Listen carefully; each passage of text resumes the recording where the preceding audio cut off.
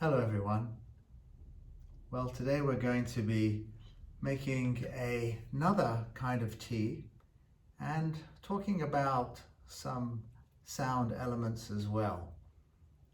The quote that I want to feature today is one I've mentioned before but continues to fascinate me, and it's one by the great jazz musician Paul Horn, who later on went to play flute in the Taj Mahal and the Great Pyramid and became quite famous for his music with that. And he said that healing happens between notes. I had to allow the space and not be afraid, and things happen in space. You have to let the space settle. If you let go, you transcend and experience the stillness. And that is the healing.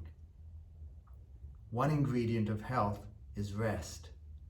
Stillness is basic to health. And there's so many aspects of that we'll have to unpack as we go along.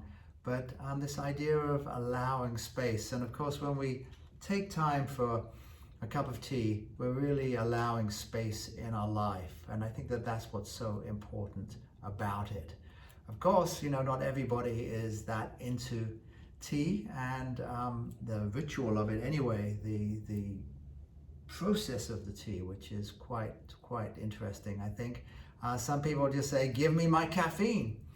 And to be very clear that, we're about the caffeine too. I mean, I wouldn't be able to be doing this if it wasn't for caffeine. I mean, I would just probably say, welcome everyone, and kind of go into a narcoleptic kind of state of abeyance, and you'd be watching me just nodding off. But the caffeine, we got to have our caffeine. So some people will say, just give me a tea bag, I'll throw it in and I'll put some hot water and I'll have my caffeine. And that's really quite okay. I mean, if that's what you want, because that's very valid, right? I mean, it's a cup of tea. But we're not into tea bags, for which I'll go into another episode. We're into more taking time and giving space, this healing space that Paul Horn tells us about. That if you let go and transcend and experience the stillness, and that is the healing. So part of this is just allowing ourselves to enjoy the process. What I'm featuring here today is this gunpowder tea. Now, it's another gift that I haven't opened. It was very sweet. It's made by a company called Trailhead Tea in Sedona, Arizona. Now, right away, you can kind of tell this isn't exactly my aesthetic. I mean, I looked up Trailhead Tea. Well, first of all, it's not organic tea, which can be okay, which I'll explain as well.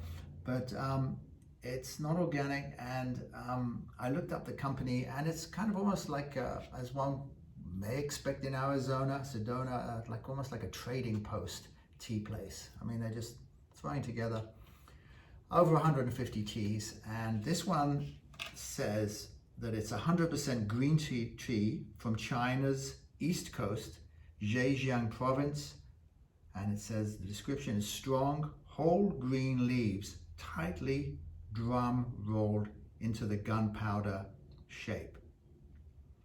Okay, so gunpowder really is a tea where they're like little pellets, and although I haven't seen this one, usually gunpowder, and then you put them in, and what's interesting about them is they really expand, they unfurl. But gunpowder isn't the most romantic description, and these tea events really are all about romance. I mean, everything is the romance of it, right? Yesterday we heard the tea that we described was 6,000 feet elevation, and it was an estate, and it was on this coast, and a lot of description that you felt that, oh my goodness, they're really caring for. Here you don't know what's going on. So although I do buy a lot of China teas, I'm suspicious of China when I don't know exactly where it's coming from, what kind of terroir. Now the problem is here, I have problems pronouncing my R's. And this is terrible because the word I'm trying to pronounce is spelled Terroir. There's 3 R's in it. It's a French word. And it basically means the environment in which the tea is cultivated that gives it its unique characteristics. For example, the soil, the water, the elevation, the climate. Is it rainy? Is it dry? Is it high up? 6,000 feet was yesterday. Or is it at sea level? And all of those aspects go to create the specific characteristic of the tea. We're not getting a lot of information here, so there's not a lot of romance, and it's just like, it's a very functional tea. And the description is that way too. It's a full teaspoon, so they're not saying, 3 or 5 grams, and they're saying, they give you the temperature, 178 to 194 degrees Fahrenheit, steep for only 2 to 3 minutes, and then leaves are reusable for multiple infusions by slightly increasing the steep time. So that's pretty regular with teas, that you do get multiple steeps. When you go for your Starbucks cup of coffee, that's it, right? It's done. But with tea, you've got the leaves, you can re-steep them. And indeed, yesterday's tea, I did re-steep and had a very nice second cup of tea out of it. So let's just see what this is. And sorry about my pronunciation of R's. It's terroir. It's just terrible. I mean, you've got to understand that, when you take a training, a self-development training or self-growth training, and at the end of it, you just declare that I'm free. I'm free. It doesn't quite have the gravitas. I mean, it's very hard for people to take you seriously, even though you've really worked to be free. I'm feeling free. It's kind of lost. So you have to kind of find another word. Terroir, I mean, there is a wa because it's O-I-R, and in the terroir. I think Chihuahua is probably a great word for me because I just don't have to struggle with, Chihuahua, right? But can you imagine if Chihuahua was spelled with R's, I would still be saying Chihuahua. So it's just like, it's good that it's just the way it is. So, so let's just open up this tea and see what we have here. And as always, we want to really smell it. This is a good way. What is the aroma of this tea? That's really vital part of this process, and it's very exciting.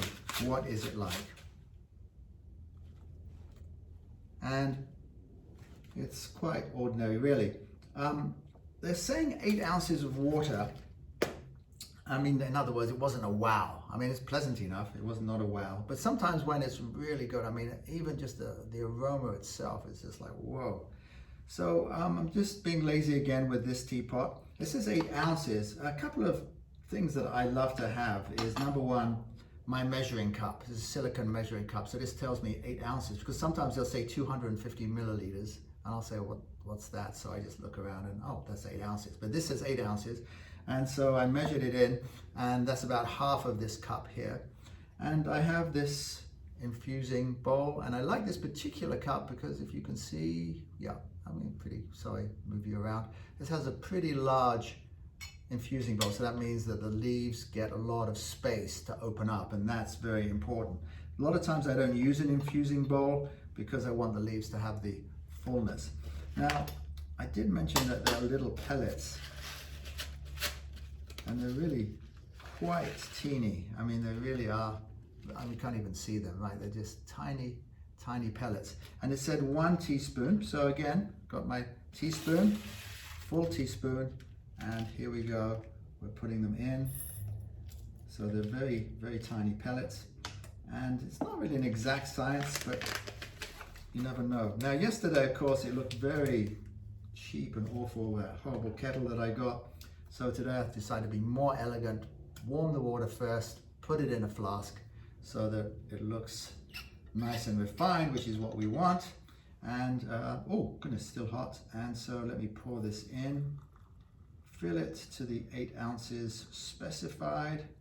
Now, one of the nice things about a glass teapot, which I really like, is already you can see, I will show you. Already you can see the kind of the green color come out there. So it's a lovely green color, and so obviously this is a green tea, gunpowder tea, and sometimes I'll stir it a little bit, but we'll just let the tea unfold in its own time. We'll keep track of 2 or 3 minutes. That's important because if we let it steep too long, then it gets to be bitter. It doesn't quite have that freshness.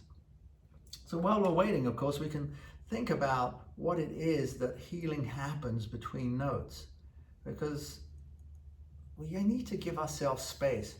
You know, it's this idea of space is so important, and pausing.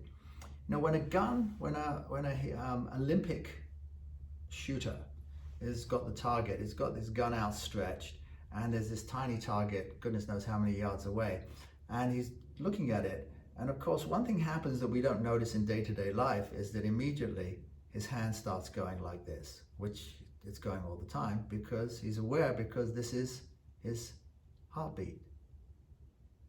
So what does the shooter do? The shooter shoots between heartbeats. There's a space between heartbeats. In fact, the heart beats 11 hours a day and actually rests 13 hours. So even within our heart, which is going every moment of our life, and if it misses a beat or skips a beat, we really feel it. So you can imagine the pressure the heart is under to perform. I mean, it's amazing, but it takes care of itself. It takes care of itself. It just rests, and that's the way it can keep going. So rest is built into our lives in the rhythm and the pulsation of life. And so one ingredient of health is rest. That's so important. Of course, I'm keeping the my eye on. I usually have a kind of alarm clock, but my phone is taken up right now, recording me right now. So here we have, so rest. I mean, one ingredient of health is rest. So important. I want to read a quote from Thomas Merton, the Trappist monk. He said, "There are times when in order to keep ourselves in existence at all, we simply have to sit back for a while and do nothing." Do nothing. I think that's very, very important. But do nothing isn't necessarily being lazy. We'll talk about this another time. I mean, so much to talk about.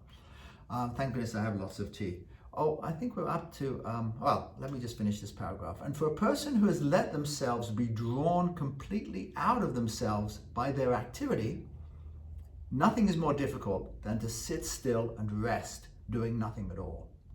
The very act of resting is the hardest and most courageous act they can perform." Extraordinary piece. Let's just start with our tea here and pour our tea. Now what's happening initially, as you saw, it was a very green color, and it's now gone into what would I call it? Light brown color. Yeah, I guess I would call it a greenish brown. So again, we want to take in the aroma. I mean, this aroma's to me very important, because as soon as you get the right aroma, you can just kind of relax. But this idea of just like taking a moment. Now, we're busy with our activity, so it's easy just to pick this up and just chug it back and move on, or just like the person earlier on who throws the tea bag in and they pour it on and they rush away. Where's the rest in that? Where is the space between the notes? And that's really what I'd like you to get. This is one of the pleasures of doing all of this, is that we actually take our time. We actually do a sip of tea.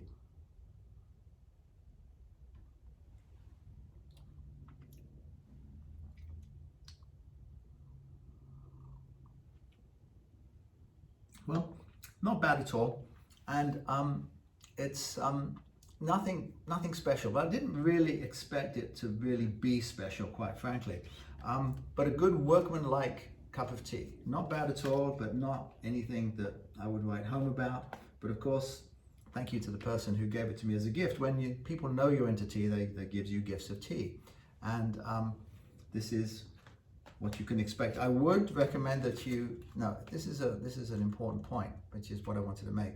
That if you're buying a tea, I think it's very important to know who you're buying from, and that those people are in touch with the actual makers or purveyors or growers, I think is a better word, the growers of that tea.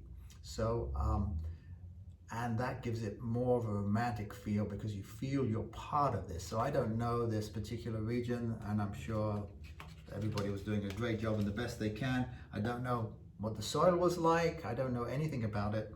So a great risk. I'm doing this just for the good.